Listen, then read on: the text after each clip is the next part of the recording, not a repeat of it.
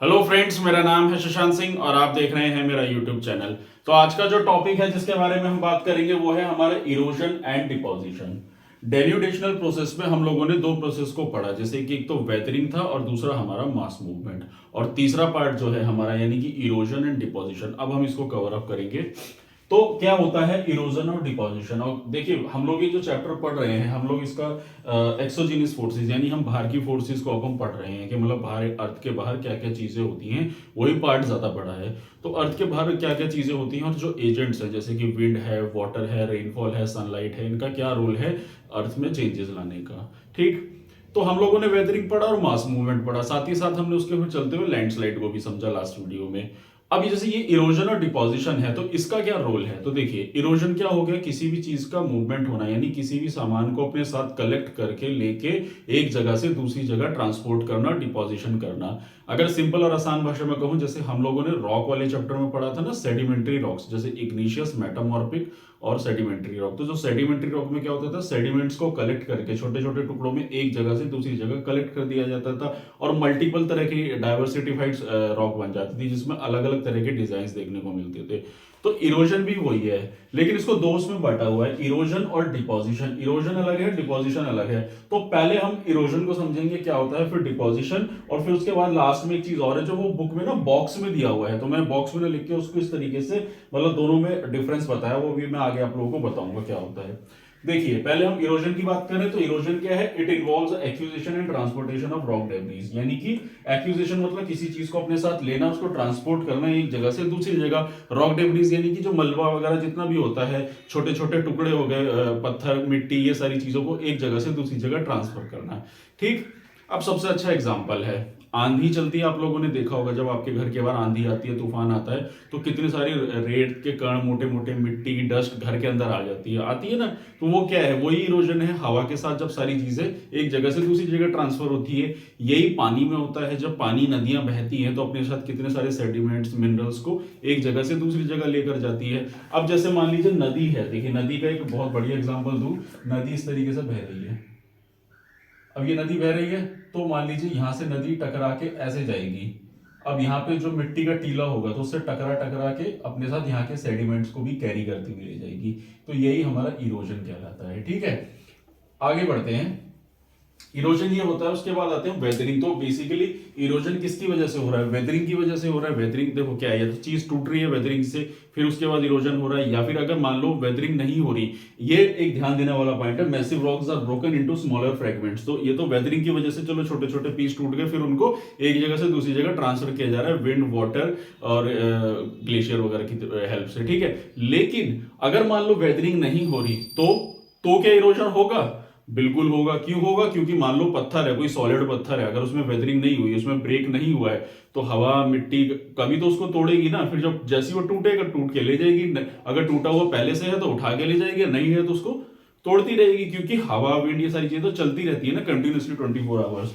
ठीक है, उसके बाद आगे बढ़ते हैं। तो इरोजनल जियोमॉर्फिक एजेंट्स, तो अब इसके एजेंट्स क्या हैं।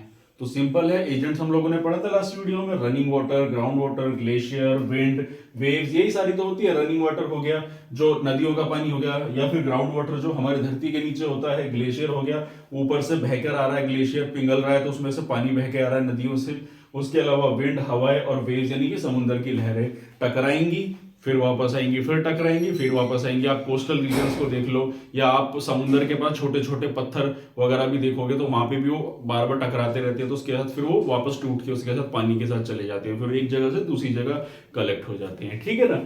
तो ये होता है हमारा इरोजन। उसके बाद आता है, so it is erosion that is largely responsible for continuous changes that the earth surface is undergoing, control by kinetic energy. यानी कि जो ये इरोजन है, ये सबसे बड़ा मेजर पार्ट है इस पूरे की पूरी अर्थ को चेंज लाने में। यानी कि वैसे तो वेदरिंग भी है, मास मूवमेंट भी है, लेकिन इरोजन एक बहुत बड़ा रोल प्ले करता है किसको, अर्थ में चेंजेस लाने के लिए। जैसे हम पढ़ते हैं ना सॉइल इरोजन, तो सॉइल इरोजन क्या होता है, मिट्टी का एक जगह से दूसरी जगह मिट्टी फैलना, फिर निकल के एक जगह से दूसरी जगह चली जाना। ठीक है ना। तो इरोजन अर्थ में एक बहुत मेजर पार्ट होता है चीजों को बदलाव लाने में। ठीक है ना।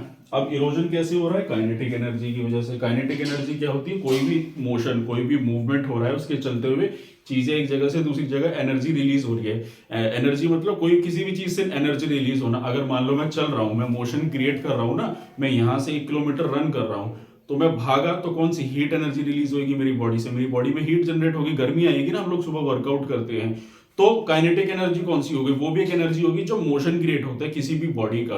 तो इरोजन क्या है? मूवमेंट हो रहा है, तो जब किसी भी चीज का मोशन क्रिएट हो रहा है तो एक काइनेटिक एनर्जी हो रही है जिसके चलते हुए इरोजन देखने को मिलता है, ठीक है ना। तो इसका एजेंट क्या है? तो बेसिकली इसका कंट्रोल किससे हो रही है? काइनेटिक एनर्जी से, ठीक है। ये एजेंट्स है। तो आपको हमेशा ध्यान रखना है कि जैसे हम लोगों ने पढ़ा था ना वेदरिंग में या मास मूवमेंट में, कि उसको कौन कंट्रोल कर रहा है, उसको कौन मूव करा रहा है? ग्रेविटी। यहाँ पे काइनेटिक एनर्जी उसको मूव करा रही है, ठीक है। और ये हर किसी के एजेंट्स रहेंगे, विंड, वाटर वगैरह, ठीक है ना। चलो इतना हो गया। अब ये तो हमने पढ़ा इरोजन के बारे में, अब हम पढ़ेंगे डिपोजिशन के बारे में। तो डिपोजिशन क्या होता है? देखिए, जब कोई भी चीज एक जगह से दूसरी जगह मूव करेगी और जाके फिर दूसरी जगह पे कलेक्ट कर देगी सेडिमेंट्स को, वो हमारा डिपोजिशन कहलाता है। डिपोजिशन वर्ड ही देख के समझ में आ रहा है, डिपॉजिट करना एक जगह पे। So the erosional agents loss there velocity and particles and get settle. बहुत सिंपल है। देखिए, हवा अपने साथ मिट्टी कण लेके जा रही है, आंधी आई आपके घर पे, आई टकराई हवा और वापस लौट गई, हवा वहां रुक गई, क्योंकि घर को तो क्रॉस नहीं करेगी, तो वो क्या हो गए? वो मिट्टी वहीं छोड़ जाएंगे सेडिमेंट्स, और मिट्टी जब नीचे गिरेंगे तो ग्रेविटी उसको खींच लेगी। तो यही डिपोजिशन हो गया। अब जैसे मान लीजिए पानी का एग्जांपल लें,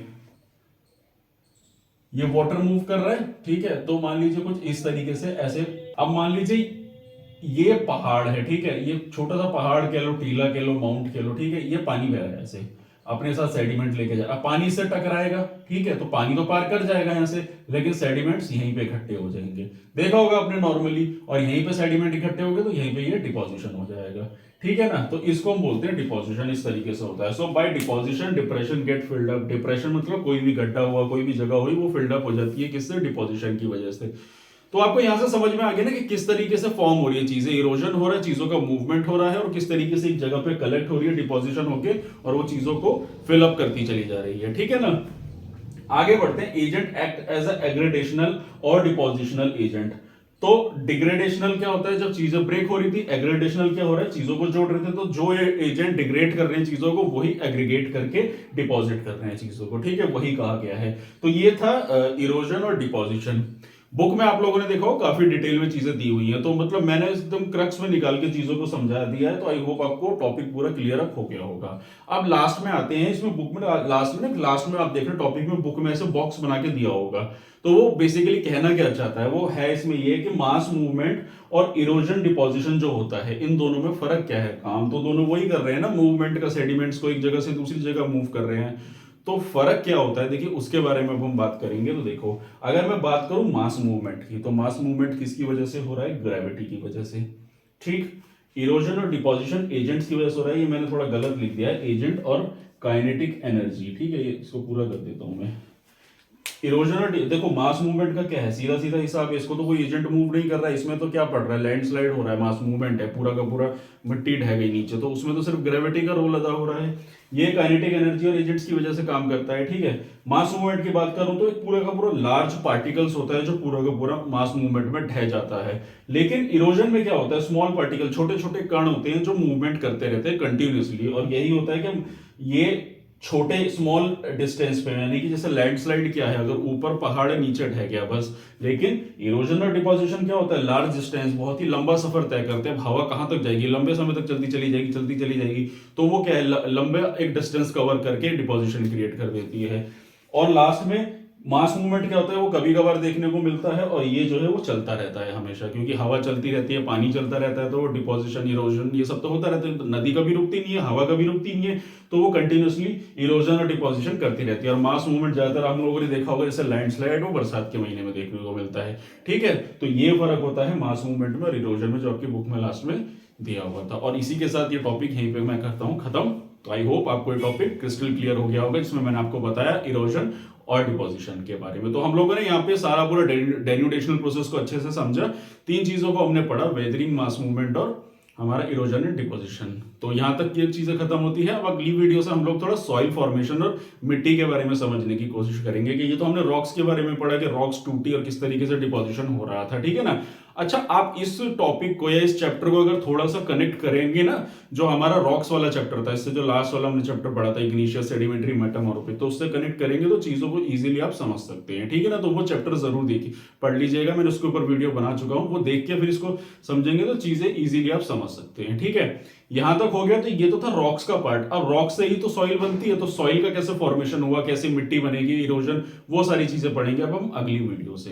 तो यही था मेरा आज का टॉपिक। और अगर आपको मेरा काम पसंद आ रहा है, अगर आपको मेरी वीडियो अच्छी लग रही है, तो मेरे चैनल को सब्सक्राइब कीजिए, मेरी वीडियो को लाइक कीजिए, और कि आने वाले समय में आपको और ऐसी इंफॉर्मेटिव वीडियोस मिलती रहेंगी। और अगर आप लोगों ने कोई भी यूपीएससी की बुक परचेज नहीं करी है या एनसीईआरटी की कोई भी बुक आप परचेज करना चाहते हैं, तो मेरे डिस्क्रिप्शन लिंक में जाइए, वहां पे आपको लिंक अवेलेबल है, आप लिंक पे क्लिक करिए, जो बुक आप ऑनलाइन ऑर्डर करना चाहते हैं अमेजोन से, अपने लिए बुक ऑर्डर कर सकते हैं। तो आज के लिए इतना ही, और मेरी वीडियो को शेयर भी जरूर करिए, और कमेंट सेक्शन में कुछ ना कुछ अपना सजेशन जरूर देते रहिएगा। तो मिलते हैं हम नेक्स्ट वीडियो में। Thank you very much.